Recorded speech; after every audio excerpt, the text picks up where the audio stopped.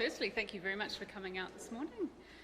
Look, I'm here to make an announcement about the government's plans today to pass under urgency changes to the Equal Pay Act. The government is committed to an equal pay system that is fair, workable and sustainable, and we don't currently believe that we have those settings right. I'll give you a couple of examples. Equal pay is about gender-based and sex-based discrimination, genuine discrimination. We believe that those settings have been muddied, and we'll look at a couple of examples.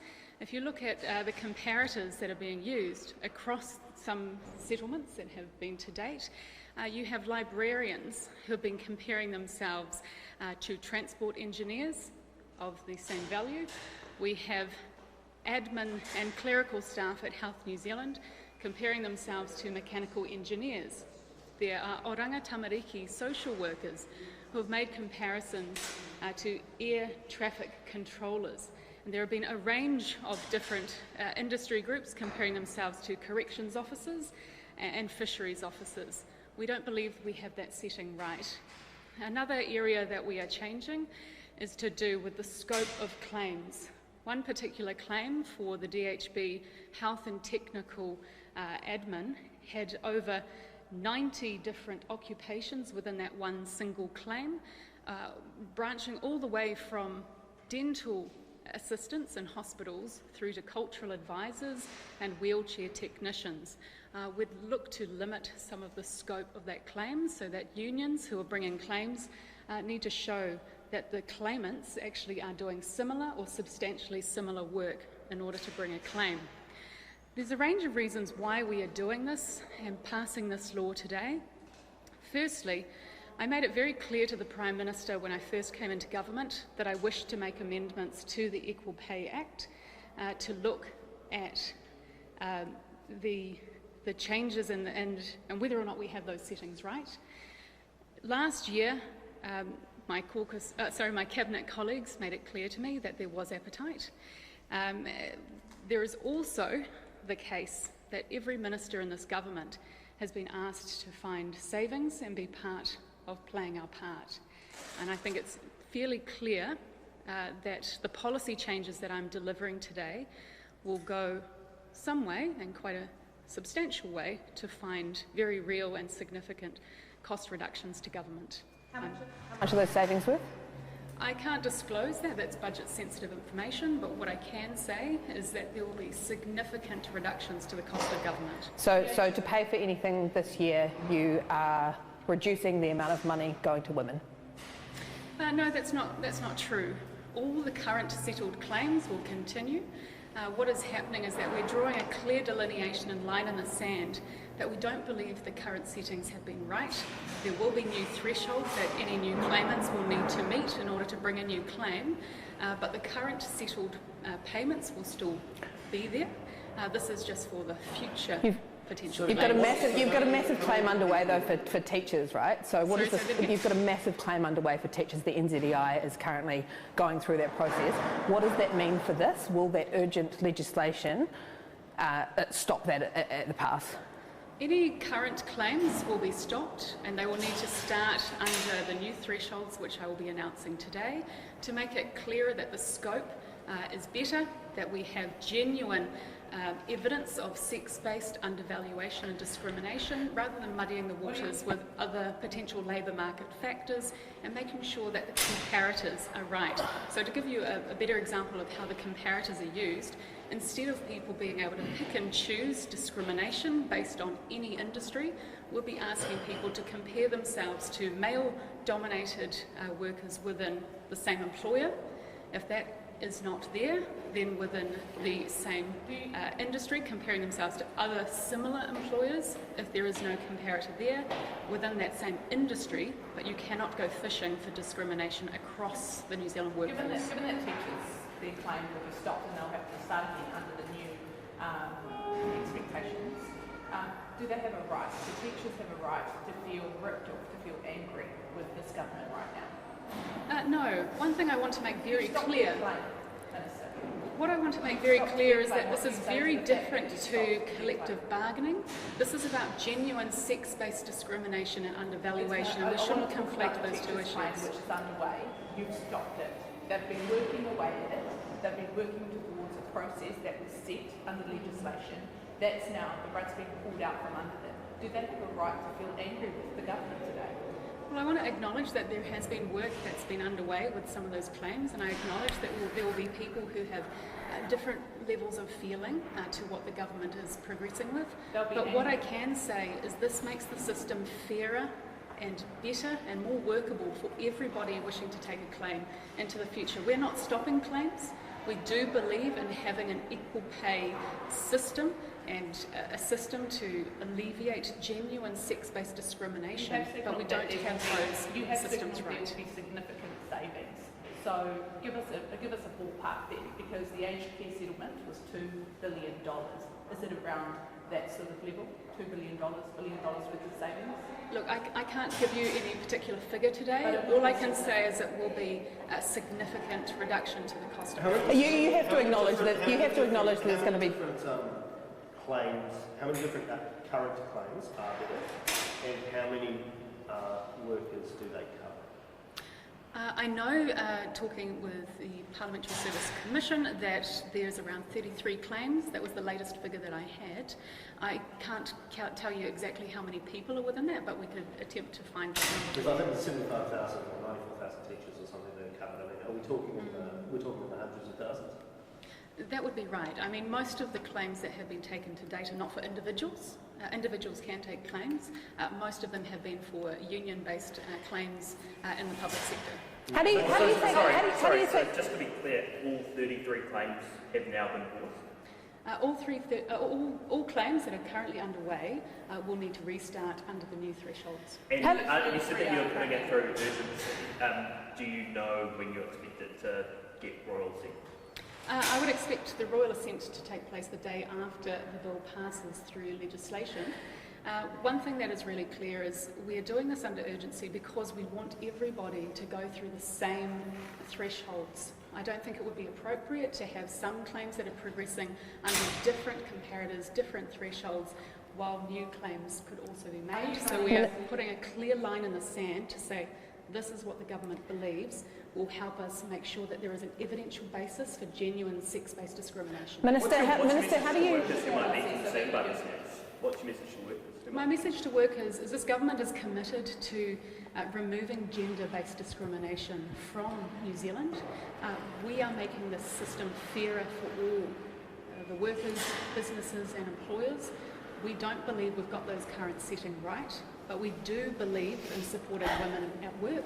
We do want women to be respected at work, but we don't think that muddied laws is the right way to go. That law passed with unanimous support. Are all stages going to be under urgency, and will there be any select committee, however short? All stages will go through urgency today and I suspect tomorrow. Those 2020... So there's going to be no consultation on this from the people affected. They won't have a right to put their view here. That's right, things will be going through urgency. I suspect there will be people who have feelings on both sides, but for me and for the government it's really important that we get this law passed, that we have a sustainable Equal Pay Act, and we are looking at genuine levers of removing genuine discrimination. Why not committee, if you're taking away people's ability to take these claims, shouldn't you at least give them the right to come to Parliament and tell you why they deserve to take the claims to the government? Well, there's a couple of aspects here. Firstly, I always suggested to government that this was an area of work that I wished to do. It was very clear also, however, that there are reasons why the government would wish to pass this under urgency. Specifically, when you're taking away quite a significant right of people under the legislation, which will result in significantly lower wages than what otherwise would have been the case, don't those people who are affected by that deserve the right to come to Parliament to try and change their mind? One thing I want to make clear is that we are not taking away anybody's wages. we are saying that settled claims still continue. There is a difference between collective bargaining, where wages should be sought and battled out for whether or not they've got those settings right. This is about gender-based discrimination, and we do not believe that the current settings are right. If you look at some of the things like review clauses, some of the review clauses have said that they would look at CPI over a number of years. I don't believe that's right. It should be looking at gender-based discrimination over years. And we've muddied the waters between collective bargaining and gender-based discrimination. Minister, how do you think that Christine Bartlett is going to react to you today? Look, I very much admire Christine Bartlett. I admire anybody who comes to Parliament or goes through the courts to advocate for themselves and for their wider community. I think that's quite a strength. For Christine Bartlett and anybody else who would be wishing to potentially bring future claims, I want to say we guarantee as a government that you will be able to bring different claims. However, those claims will simply have to fit under the new thresholds that the government is How do you, as a woman? You are removing the ability for people to give feedback through the select committee on this issue. Does this expedited process sit well with your conscience as a minister in charge of this bill? It does sit well with my conscience. Thank you very much for asking about it. I think what is really clear to me is I don't believe that the law currently is fair or workable or is picking up just genuine gender-based discrimination. That doesn't mean that people should be able to feedback into that idea. And people will be able to, have their own voices. I'm sure we'll hear feedback from people. But what's very clear, Going to an interview to a member is not the same as coming to Parliament to make a submission. yeah, and so one of the reasons why we wanted to ensure that there was a quick process and urgency is that we didn't wish people to game the system. So you'd have potentially a long select committee process. Do you think they're going to game the system? I think it's a genuine possibility That's that a if wild over time... accusation to make against members of the public coming to No, make no. submissions. Please let me finish. I think it's quite possible that if we had done a long extended consultation period through select committee, through the second reading, through committee of the whole, through third reading, it's possible people may have wished to try and bring claims under the old threshold knowing that it was about to change, and so we wanted to ensure that we had a clear delineation and line in the sand that these will only be going through under the new threshold. Or is it simply that the government needed to get this all signed off before the budget for those savings to be banked essentially? I think there are many things that are true. It is also true that there will be significant reductions to the cost of government. You are rushing through a reduction in women's rights so that you can make your budget out up in time. Is that fair to the public? This is about protecting women's rights. How? I am taking somebody money off who them. supports If women there's billions at work. of dollars of savings, you're taking money from women. We're not taking money from anybody. We as a government are committed to a system to recognise genuine sex-based discrimination, and that will still stand. I support women at work. I support removing gender-based discrimination and sex-based discrimination. However, we want to ensure that the settings are right. Is it reasonable that we have people who are librarians comparing themselves to engineers, or we have social workers comparing themselves to air transport? Which claims that have been settled are not genuine? I believe everybody comes to the system genuinely, but we are muddying the waters between other types of CPI, other labour market forces, and not looking at getting the settings correct so we can focus genuinely on sex-based discrimination. Between Orangatamari worker and an air traffic controller. Well, that is a question that you should be asking the made a unions. comparison. You've used it as an example today, Minister. Why do you think they are not doing the same level of work? Well, there are many aspects to any particular claim, but I'm not here today to get into any particular Why would you use claim. examples if you don't know how to back it up? No, what I'm saying is what we're changing is the comparative status.